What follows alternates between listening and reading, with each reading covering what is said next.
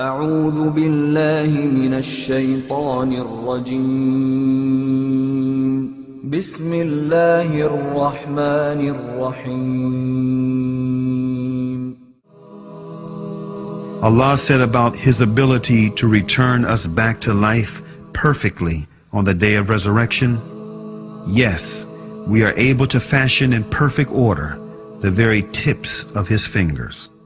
1400 years ago, some people wondered why God chose to mention the fingertips instead of mentioning something more complicated like the kidney or the eye.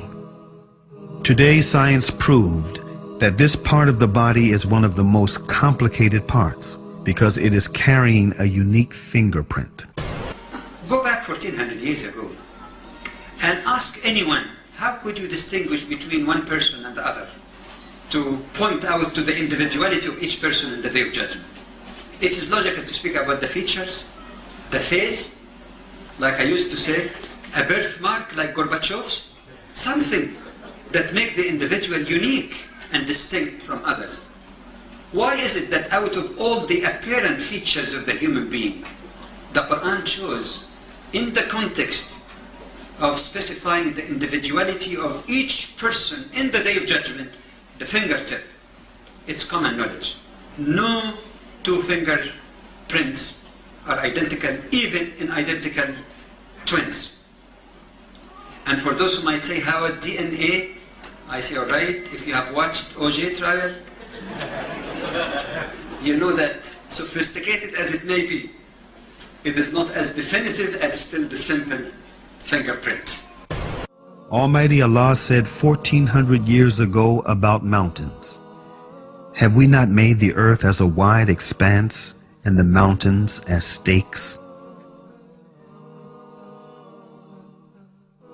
The famous geologist Sir George Airy discovered that what we see on top of the earth, perceiving them as mountains, are just the tops of the mountains, while most of their masses are embedded underground, exactly like a stake that is used to anchor a tent in the ground.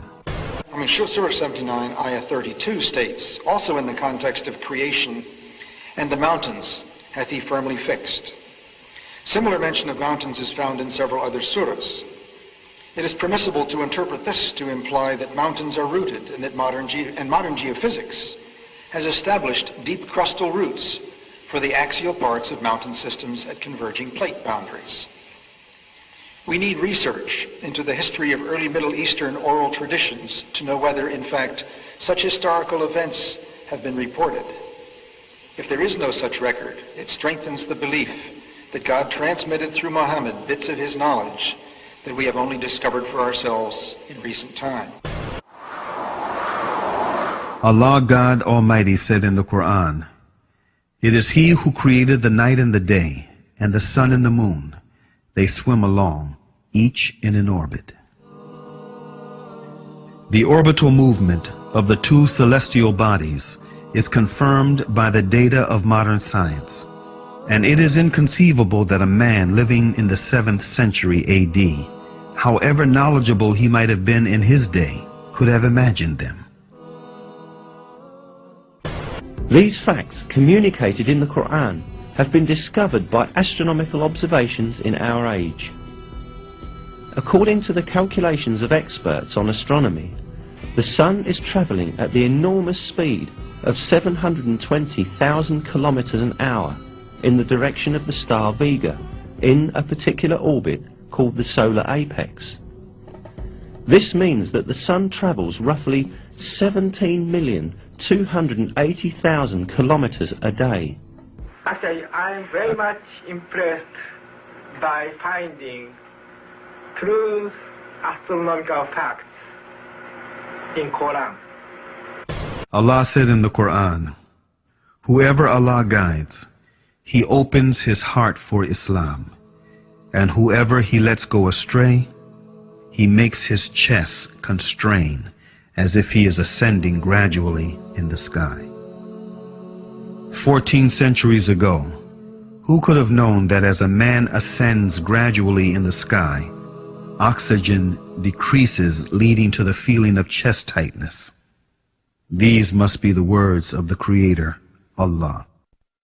وَإِن كُنتُمْ فِي رَيْبٍ مِّمَّا نَزَّلْنَا عَلَى عَبْدِنَا فَأْتُوا بِسُورَةٍ مِّن مِّثْلِهِ وَادْعُوا شُهَدَاءَكُم مِّن دُونِ اللَّهِ إِن كُنتُمْ صَادِقِينَ. So many have tried. All of them have failed. And many of them ended up becoming Muslims. Amazing.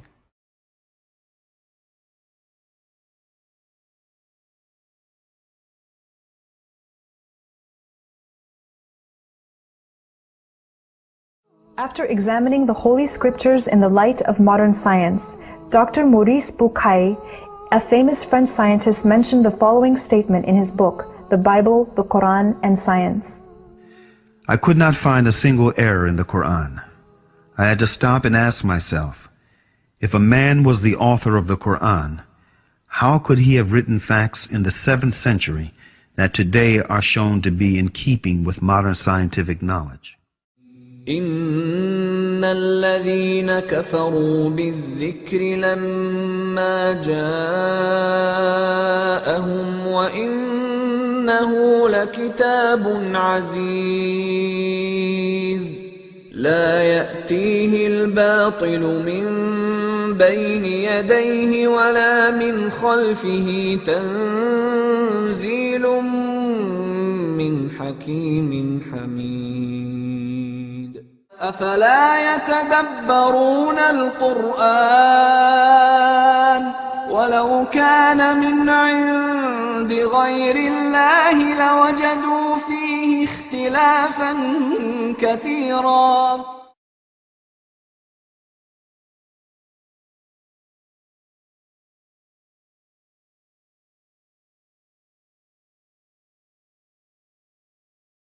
As far as it is known from the history of embryology, little was known about the staging and classification of human embryos until the 20th century.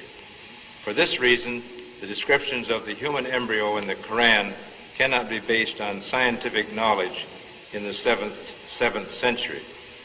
The only reasonable conclusion is that these descriptions were revealed to Muhammad from God. Thinking of many of these questions and thinking where Muhammad came from, he was after all a Bedouin. I think it is almost impossible that he could have known about things like the common origin of the universe, because scientists have only found out within the last few years, with very complicated and advanced technological methods, that this is the case. Somebody who did not know something about nuclear physics 1400 years ago could not, I think, be in a position to find out from his own mind, for instance, that the earth and the heavens had the same origin.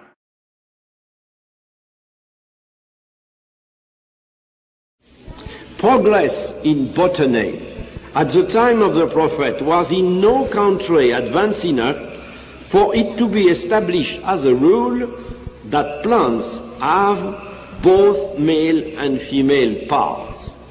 Nevertheless, we may read the following in the Surah Taha.